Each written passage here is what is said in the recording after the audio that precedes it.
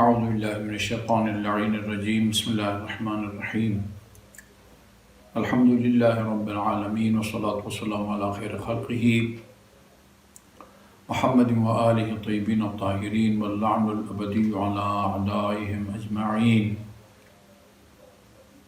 اما بعد فقال اللہ الحکیم بسم اللہ الرحمن الرحیم کتب علیکم الصیام کما کتب علی الذین من قبلکم لعلکم تتقون۔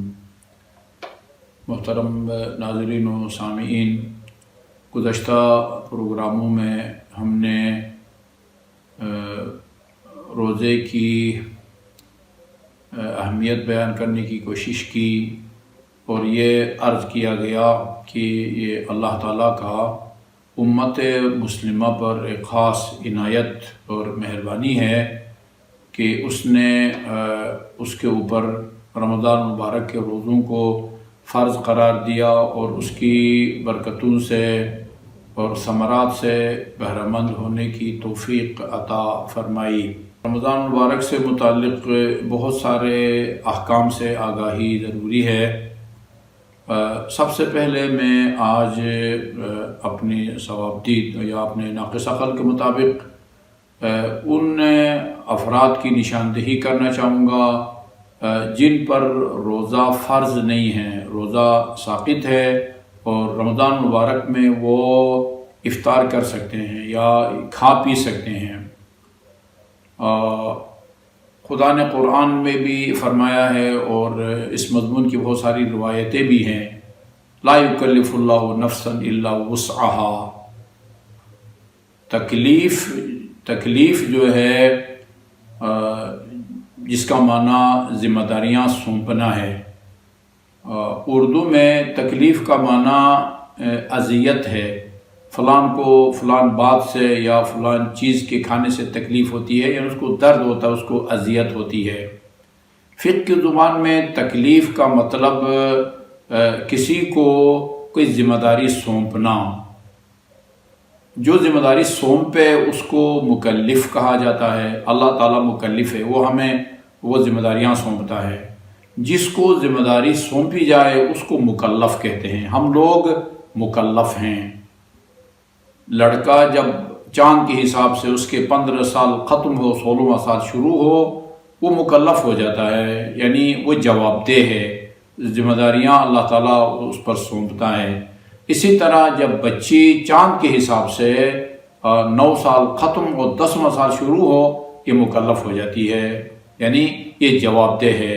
نماز واجب، روزہ واجب، زکوٰۃ واجب، پردہ واجب وغیرہ وغیرہ۔ جو بنیادی شرائط ہیں تکلیف کی، جن کے بغیر کوئی انسان مکلف نہیں ہو سکتا، خدا کی بارگاہ میں جواب دہ نہیں ہوتا، خدا بھی کوئی ذمہ داری اسے نہیں سونپتا، وہ چند ایک بنیادی شرائط ہیں۔ سب سے پہلے بلوغ ہے، بالغ ہوگا بچہ یا بچی، تب اس پر نماز واجب ہوگی، روزہ واجب ہوگا اور دوسرے واجبات۔ اسی طرح بچہ ہے، وہ اگر بالغ ہوگا تو اس پر عبادات فرض ہوں گی۔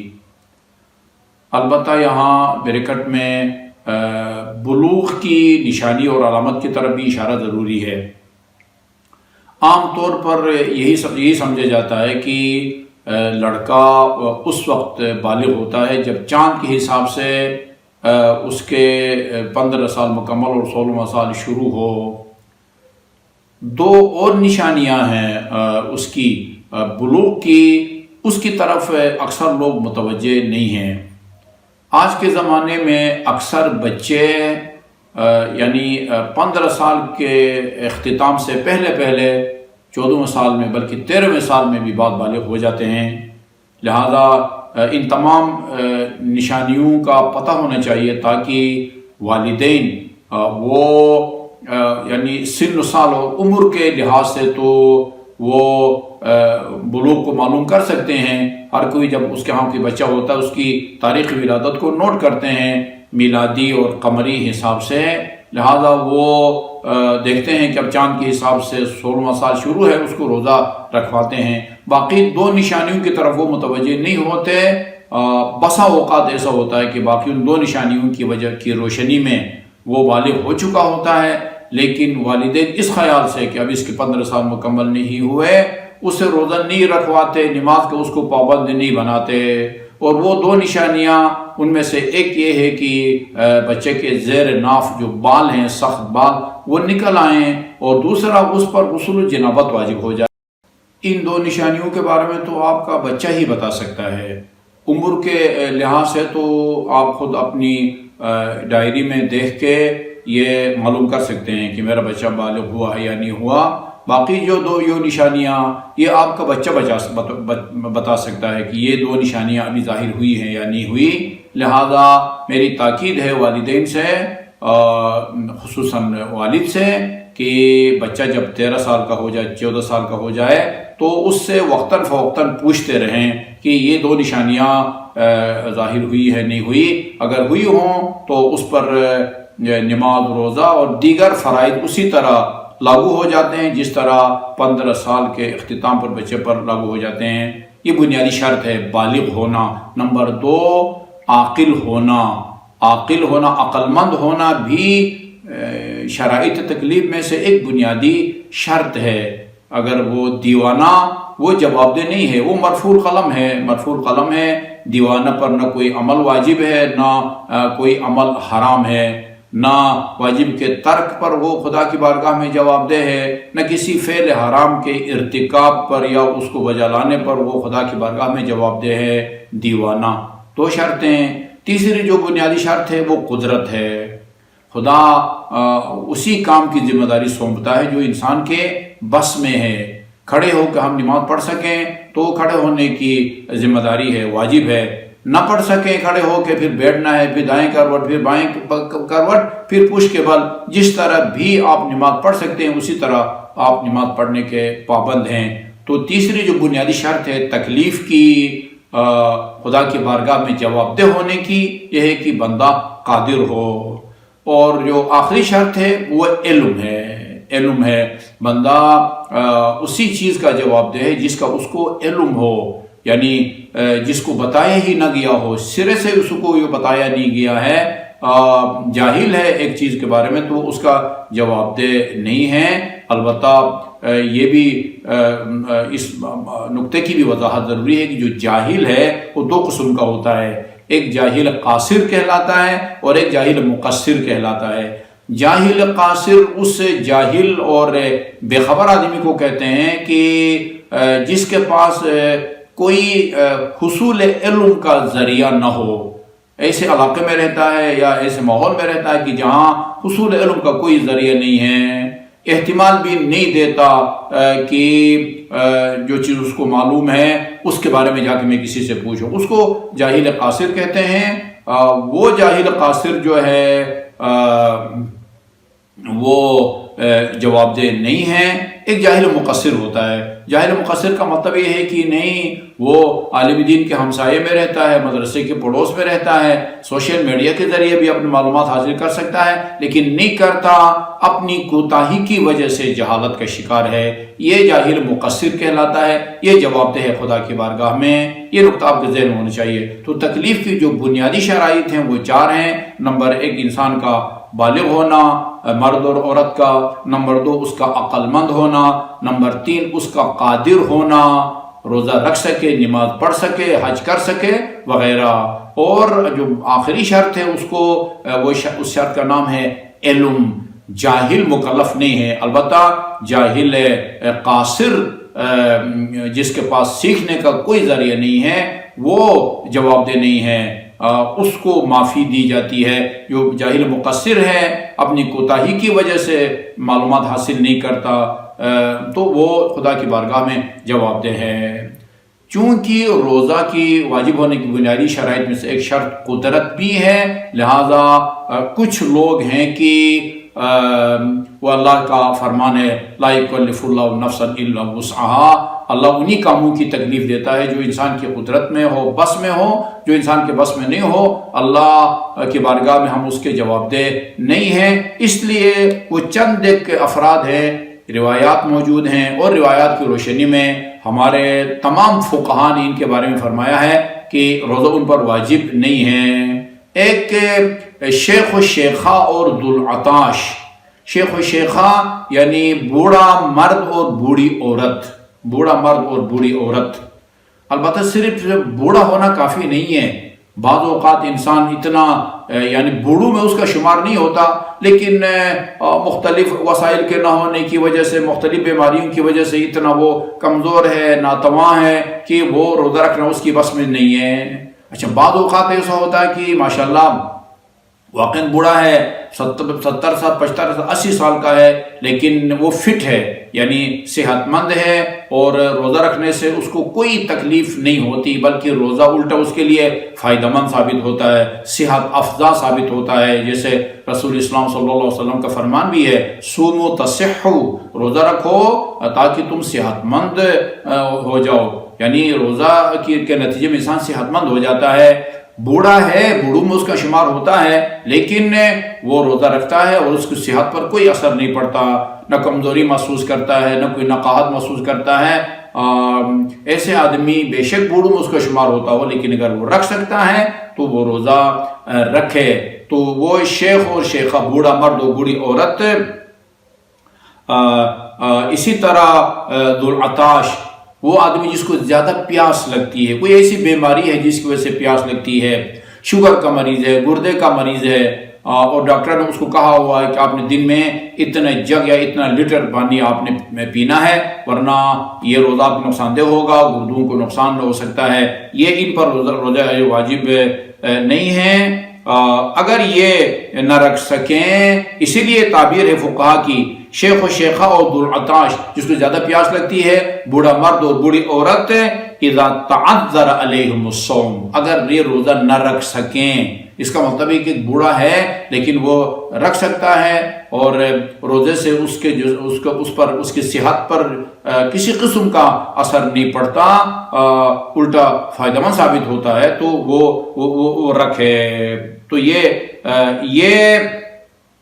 روزہ نہیں رکھیں گے، لیکن یہ فدیہ دیں گے۔ فدیہ کا مطلب یہ ہے کہ یعنی یہ ایک مد جو ہے وہ دیں گے فقیر کو۔ بہتر یہ ہے کہ گندم کی صورت میں ہو یا آٹے کی صورت میں ہو، اور جو مد ہے وہ 750 گرام کا ہوتا ہے۔ 750 گرام یعنی ایک مد، یعنی ایک دن کا 750 گرام آٹا یا گندم غریبوں کو دینا ہے۔ اب ایک پورا مہینے کا آپ اگر حساب کتاب کرنا چاہیں تو یہ 7.5 کو 30 میں ضرب دینا ہوگا، اور 7.5 کو جب 30 میں ضرب دیں گے، حاصل ضرب وہ 22,500 گرام بنتا ہے۔ 22,500 گرام کے آپ نے کلو بنانے ہیں، 22,500 گرام کو آپ 1000 میں تقسیم کریں گے، 22.5 کلو۔ 22.5 کلو بوڑھا بوڑھی یا وہ آدمی جس کو زیادہ پیاس لگتی ہے وہ یہ مد دیں گے۔ یا کوئی بھی بیماری کی وجہ سے انسان روزہ نہ رکھ سکے اور وہ اگلے سال کے رمضان تک روزے رکھنے کے قابل نہ بنے، وہ یہی مد ہی دیتا ہے، 22.5 کلو۔ آیت اللہ سیستانی حفظہ اللہ فرماتے ہیں کہ واجب تو ایک مد ہے، لیکن مستحب ہے کہ 2 مد دیں۔ اگر 2 مد دیں گے تو ایک مہینے کا پھر 45 کلو ہوگا۔ یعنی اگر آپ احتیاط پر عمل نہ کرنا چاہیں، صرف فرض ادا کرنا چاہیں تو 22 کلو دے دیں، فرض ادا ہو جائے گا۔ لیکن اگر آپ احتیاط پر عمل کرنا چاہتے ہیں، ظاہر زیادہ یقین ہوگا آپ کو بری الذمہ ہونے کا، پھر آپ 45 کلو یعنی پورے مہینے کا جو ہے نا وہ دیں گے۔ جی البتہ بعد میں جو ہے وہ پھر قضا وغیرہ جو ہے نا وہ نہیں ہے۔ اگرچہ اگر رکھ سکے تو کہتے ہیں کہ رکھنا احتیاط کا تقاضا ہے۔ یہ 3 قسم کے آدمی، بوڑھا مرد، بوڑھی عورت، اور وہ آدمی جس کو زیادہ پیاس لگتی ہے۔ اور چوتھا آدمی جو ہے وہ خاتون ہے کہ جس کے ہاں ولادت کے دن قریب ہیں، الحامل المقرب، روایات کی اور فتاوی کی عبارت یا تعبیر یہ ہے، یعنی جس کے ہاں ولادت قریب ہے، ڈیلیوری کے جو ہے نا وہ دن یا مہینے قریب ہیں، 8واں مہینہ ہے، 9واں مہینہ ہے مثلا، یہ جو ہے جس کی وجہ سے وہ اس کو خاتون کو یا اس کے بچے کو نقصان پہنچ سکتا ہو، ضرر پہنچ سکتا ہو، اسی لیے کہتے ہیں کہ الحامل المقرب التی یضر بها الصوم او یضر حملها، اگر روزہ خاتون کو یا اس کے پیٹ میں جو بچہ ہے اس کو اگر اس کی وجہ سے نقصان پہنچ سکتا ہے تو ایسی صورت میں یہ روزہ نہیں رکھے گی۔ اسی طرح وہ خاتون کی جو بچے کو دودھ پلاتی ہے، دودھ جو ہے نا وہ والمرضعۃ قلیلۃ اللبن اذا اضر بها الصوم او اضر بالولد، اگر روزہ سے اس سے دودھ پلانے والی خاتون کو نقصان پہنچ سکتا ہو یا اس کی شیرخوار بچے کو نقصان پہنچ سکتا ہو تو جو ہے نا یہ بھی روزہ نہیں رکھے گی۔ اور اگر فرض کیجیے دودھ پلاتی ہے لیکن ماشاءاللہ اس کی خوراک ٹھیک ٹھاک ہے اور جو ہے نا وہ روزہ رکھنے سے مثلا چھوٹے دن ہیں، جنوری کا مہینہ ہے مثلا یا دسمبر کا مہینہ ہے، اور روزہ رکھنے سے نہ خاتون کو کوئی نقصان پہنچ سکتا ہے، کمزوری محسوس کرتی ہے، نہ دودھ میں کوئی کمی محسوس ہوتی ہے جس کی وجہ سے بچے کو نقصان پہنچے، تو پھر وہ رکھے گی۔ تو جس سے خاتون کو نقصان پہنچ سکتا ہو یا اس سے بچے کو، اچھا البتہ یہ اس کی طرح بوڑھا یا بوڑھی کی طرح نہیں ہے، بوڑھا آدمی کا جو عذر ہے، مجبوری، وہ ختم نہیں ہو سکتی، بڑھاپا ختم تو نہیں ہو سکتا، جوانی واپس نہیں آ سکتی، لیکن یہ بعد میں جب یہ اس قابل ہو جائیں کہ اس کو روزہ رکھیں تو پھر یہ بعد میں روزہ بھی رکھے گی، اور بلکہ آیت اللہ سجستانی فرماتے ہیں کہ وہ فدیہ بھی دے، یعنی بعد میں قضا بھی بجا لائے، اور جتنے دن اس نے روزہ نہیں رکھا اور بعد میں فدیہ بھی دے۔ فدیہ فی روزہ ایک مد کا جو ہے نا وہ ہوتا ہے، لازمی طور پر جو ہے نا یہ مد ہی دے، ایسی کھانا کھلانا وہ کافی نہیں ہے۔ تو یہ اکثر لوگ آج کل پوچھ رہے ہیں، جو حاملہ خاتون کے بارے میں پوچھا جا رہا ہے، جو دودھ پلاتی ہے اس کے بارے میں پوچھا جا رہا ہے، تو قانون یہ ہے، ضابطہ فارمولہ یہ ہے کہ اگر روزہ آپ کے ذمہ دار اور باصلاحیت اور ذمہ دار ڈاکٹر کا مشورہ یہ ہے کہ روزہ آپ کے لیے نقصان دہ ہے، آپ روزہ نہ رکھیں، بعض صورتوں میں روزہ کی قضا بھی نہیں ہے، صرف مد دینا ہوتا ہے، اور بعض صورتوں میں قضا کے ساتھ ساتھ مد بھی دینا ہے۔ اللہ تعالیٰ رسول خدا صلی اللہ علیہ وسلم نے جو دعا مانگی ہے اپنے اس خطبے میں، خدایا ہمیں توفیق دے کہ ہم رمضان المبارک کے روزے رکھیں اور زیادہ سے زیادہ قرآن کی تلاوت کریں۔ ایک دفعہ پھر میں اس دعا کو دہراؤں گا، اللہ تعالی ہمیں اپنی بارگاہ میں قابل قبول عبادات خصوصاً روزہ رکھنے کی توفیق عطا فرمائے۔ السلام علیکم ورحمۃ اللہ وبرکاتہ۔